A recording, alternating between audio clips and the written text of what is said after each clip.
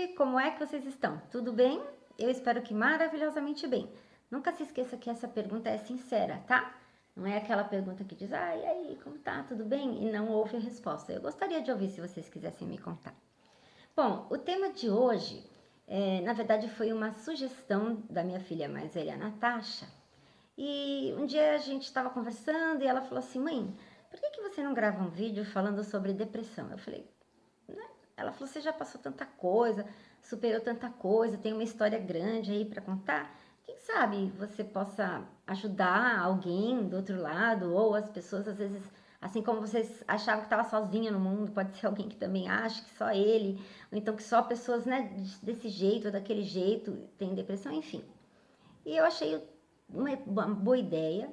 Pensei a princípio, vai fugir do tema do meu canal Bem Cuidado aos 50, mas não fugiu, na verdade, não foge, na verdade. Porque nós, quando falamos de beleza e de bem cuidada, nós estamos falando também da saúde, né?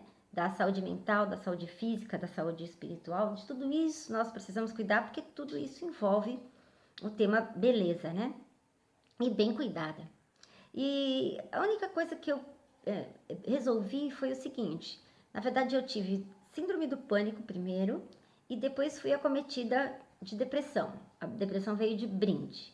Então, eu vou contar primeiro como foi a minha história da síndrome do pânico e em outro vídeo da depressão, porque na verdade não cabe aqui. E até hoje, olhando de fora, tem algumas coisas muito engraçadas pelas quais eu passei hoje vendo de fora, né? Na época não. E que eu quero contar para vocês também para não ficar só aquele, né, drama. Então, como que foi que aconteceu? Eu estava no último ano da faculdade, a Bárbara, que hoje tem 22 anos, minha filha mais nova, tinha um aninho, minha sogra estava em estado terminal, com câncer no hospital, e então assim, minha vida estava relativamente agitada, né? E eu sei que uma noite, em dezembro de 95, que foi até o ano que eu me formei, eu estava deitada, era umas 3 da madrugada, eu era casada com o pai das meninas, aí levantei de súbito e falei, Rude, pelo amor de Deus, levanta, eu tô com falta de ar, eu não tô podendo respirar, minhas mãos estão ficando adormecidas, eu vou morrer, né? E como a gente conhece bem, quem já teve, quem já passou por isso, a síndrome do pânico é a sensação de morte iminente. Você tem a sensação, aliás, você tem a certeza de que você vai morrer. Você não respira, você não consegue engolir, sua língua trava, suas mãos adormecem. Para alguns são todos os sintomas juntos, para outros são sintomas diferenciados, mas todos eles têm essa sensação de morte iminente. Bom, fomos ao hospital e chegando lá, fizeram vários exames e aí, ao final, né, o médico veio, disse que não havia nada comigo, me deu um calmante, perguntou o que havia acontecido, nós falamos o que estava acontecendo, aliás, e ele disse, então é por causa disso, você tá nervosa, sentiu assim e tal.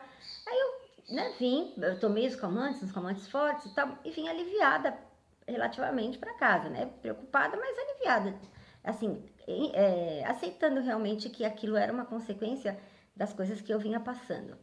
Bom, isso se repetiu por algumas vezes e as crises iam se tornando cada vez maiores, ou seja, maiores as proporções, mais coisas sentindo, mais coisas diferentes que eu sentia e em menor espaço de tempo. Na época, gente, hoje é bem difundido, na época não se ouvia falar de depressão, quase não se ouvia falar. De síndrome do pânico, então, muito menos. Então, os médicos não tinham conhecimento. Chegava no hospital, ninguém dizia, nossa, eu acho que ela está tendo um ataque de síndrome do pânico. Não, ninguém sabia o que era. E aí, um certo dia, eu fui aconselhada, alguém que passou uma situação parecida, me disse, Cris, eu tenho um médico que eu senti uma situação assim e tal, e talvez você, se você procurá-lo, né, possa te atender aquilo que você necessita. Nesta fase, quando eu encontrei esse médico, para vocês terem uma ideia, eu já não estava mais dirigindo, eu já não saía mais de casa. Bom, eu não saía mais de casa porque, primeiro, em qualquer lugar que eu fosse, a crise me dava. Qualquer lugar que eu estivesse, eu tinha crises, então isso foi me deixando trancada dentro de casa, eu não queria sair mais, porque eu tinha medo, onde quer que eu pudesse ir, acontecia. Depois também a minha própria situação psicológica, a minha situação física, ela foi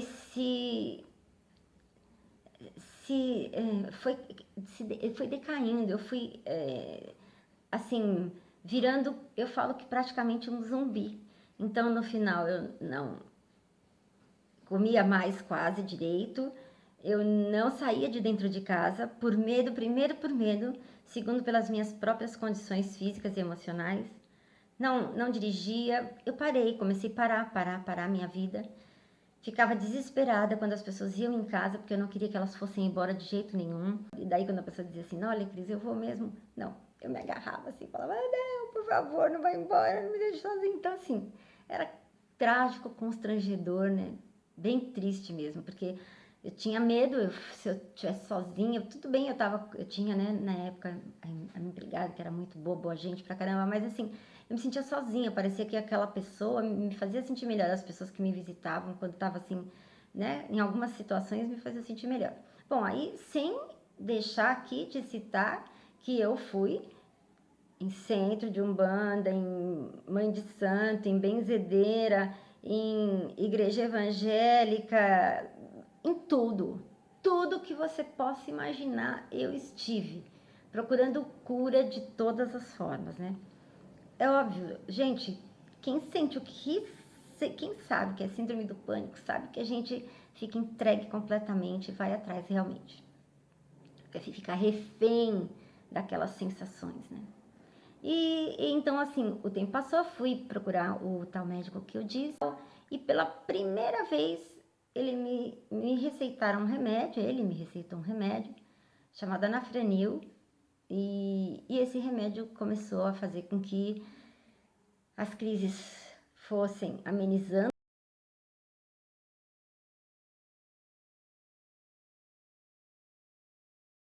Ok, comecei a trabalhar. No outro dia, esse meu colega falou assim, Cris, ele chamava Eduardo e o dono do escritório, eram os 3 sócios, mas um dos donos do escritório que tomava conta da minha área, né? Ele disse, o meu amigo disse, Cris, nós vamos até o centro da cidade, e na época as varas do trabalho ficavam todas no centro da cidade. Me fizesse aprender, mas veja, eu não estava muito, né? Lógico, concordei, né? Tá bom, eu vou. E então fomos, era o carro do dono do escritório. Aí eu sei que sentei no carro e era um carro esportivo, meio baixo atrás, sabe? E eu não me lembro, gente, mas eu acho que não abriam os vidros de trás. Quando eu sentei eu, a minha estagiária, o dono do escritório e o meu colega. Então eu sentei atrás do meu colega no banco.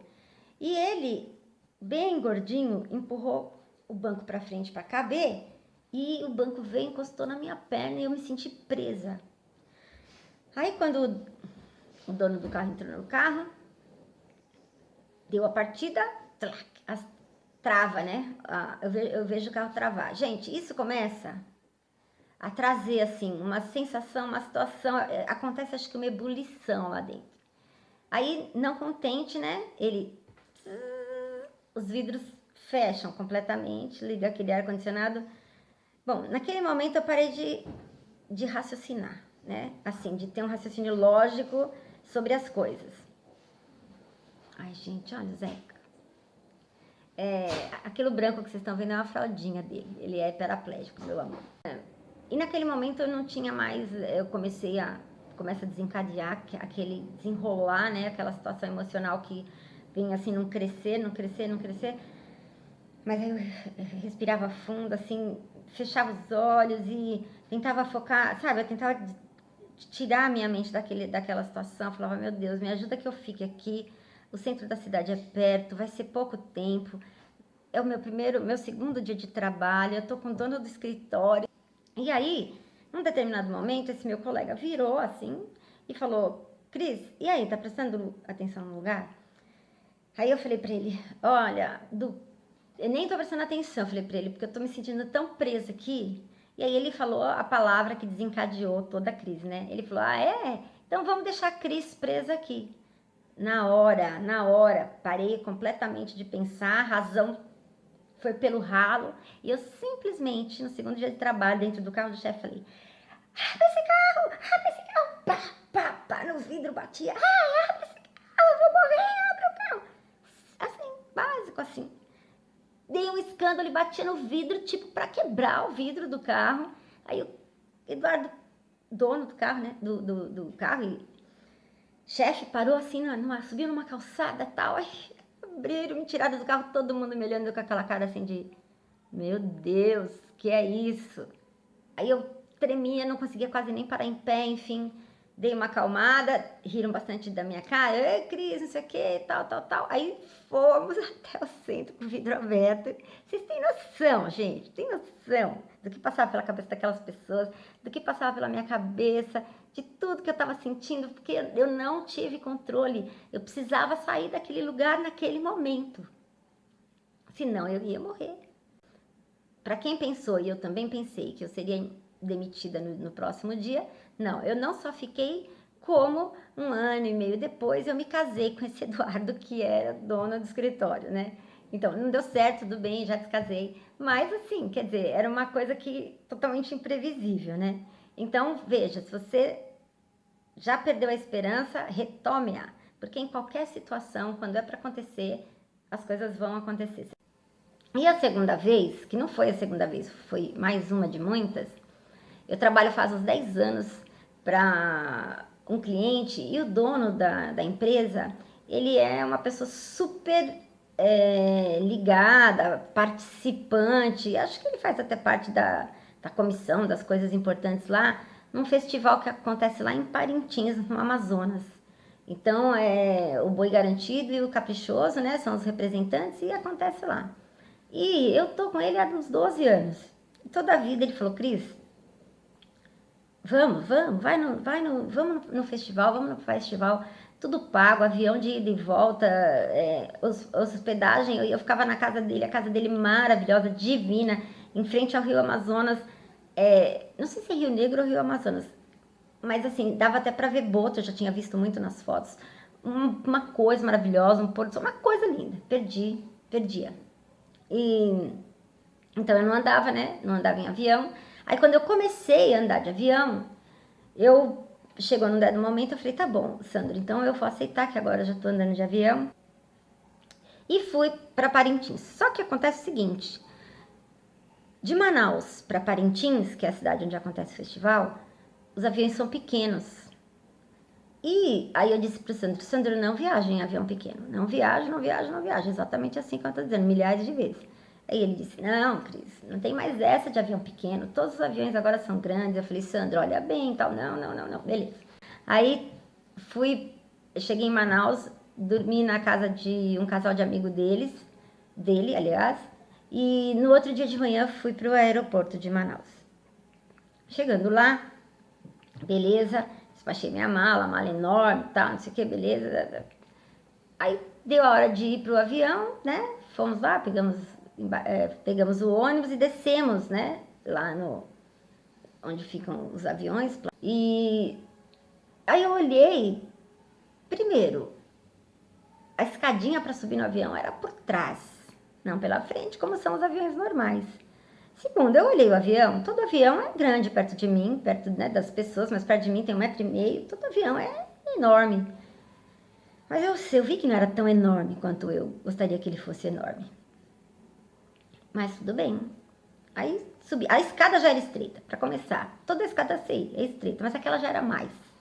Aí eu comecei a subir, tal. Quando eu entrei no avião, era um banco só de um lado, um banco só de outro, um do lado direito, outro do lado esquerdo, um passageiro de cada lado, estreito assim o corredor, o teto quase batia na minha cabeça. Não, parecia que eu estava indo assim, no corredor da morte, caminhando para a cadeira elétrica.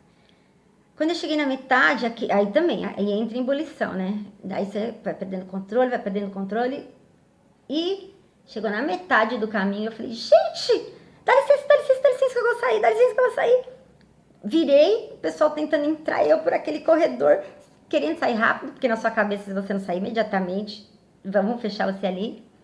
Saí, aí me deram lá uma água e tal, e pra piorar, né, os caras tiveram que esperar um tempão pro voo sair. Por quê? Porque minha bagagem tava lá e os caras tinham que abrir o bagageiro, achar minha bagagem. Quer dizer, imagina que felicidade, né? Que tava todo mundo que tava ali. Imagina o que eles estavam pensando e tal. E tudo bem, hoje eu falo, dane-se tudo quem tá pensando, o que tá pensando. Gente, hoje eu liguei o F, né? Liguei mesmo, mas também já tenho mais de 50 anos, já vivi mais de 20 anos com isso. Então, assim, já tenho, né, uma experiência relativa e hoje eu liguei mesmo, dane-se para todo mundo, entendeu? O que estão pensando, o que vão pensar, eu não quero saber. E aí, peguei o primeiro avião de volta para São Paulo e vim embora. Então, assim, foram essas as histórias, foi essa minha história, é essa minha história, né? Ela não foi, ela ainda é.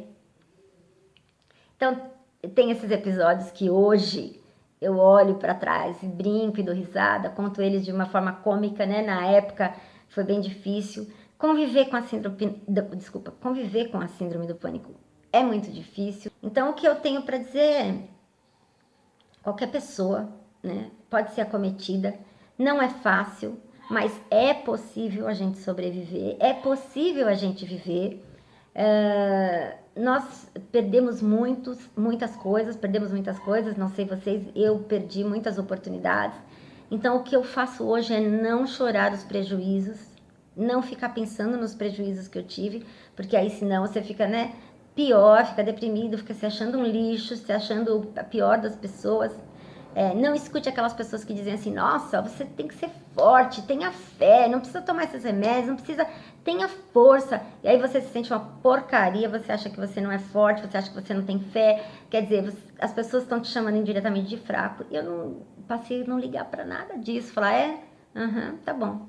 E sabe, né, vai se danar e enfim. E para terminar, eu queria dizer para vocês o seguinte: que apesar da síndrome do pânico ter me limitado em muitas coisas e eu ter muitas sequelas e tal, eu vivi uma vida normal. Nesses 20 anos eu tomo remédio até hoje e vivi uma vida normal, entre aspas, com essas limitações, mas assim, para vocês terem uma ideia, de lá para cá, eu fiz a pós que eu falei para vocês, depois eu fiz o mestrado, defendi a minha dissertação de mestrado, dei aula em importantes faculdades, uma das faculdades era por concurso público, eu passei em primeiro lugar, e escrevi um livro, dentre outras coisas, né, que eu fiz que, enfim, não vem ao caso, mas assim, muitas coisas, já falei em público, bom, dar aula, né, é uma das coisas que a gente faz para o público, mas eu já falei em público, palestra já para um grande público e tremendo, porque na verdade, não de medo, né, eu tenho um problema que uma dos efeitos colaterais dos remédios, para mim é um tremor, né? Então, assim, às vezes está mais acentuado, às vezes menos, mas ele está sempre presente de uma forma ou de outra. E eu também sempre tive que administrar isso, né? É muito difícil você dizer que se trata de depressão, que você se trata de síndrome do pânico, que você toma remédio e sem ser taxada de, fulana fez isso, mas não liga, ela não bate bem, porque toma remédio para cabeça, né? Essas coisas. Então, assim, foi essa minha saga, lógico, apesar de longa aqui, mas muito resumida. Eu espero que tenha servido para alguém, né, de incentivo para ver que se você se medicar corretamente, tiver o tratamento adequado, a sua vida continua.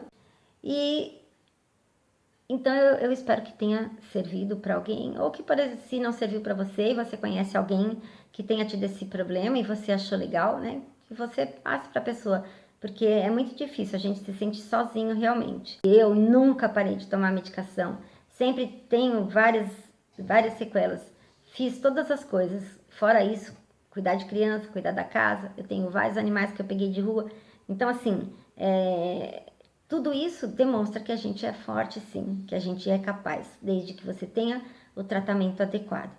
Espero muito de coração, do fundo do meu coração, que isso sirva para alguém, que seja uma pessoa de algum lugar, eu já vou estar feliz. Então eu agradeço bastante por vocês terem me ouvido.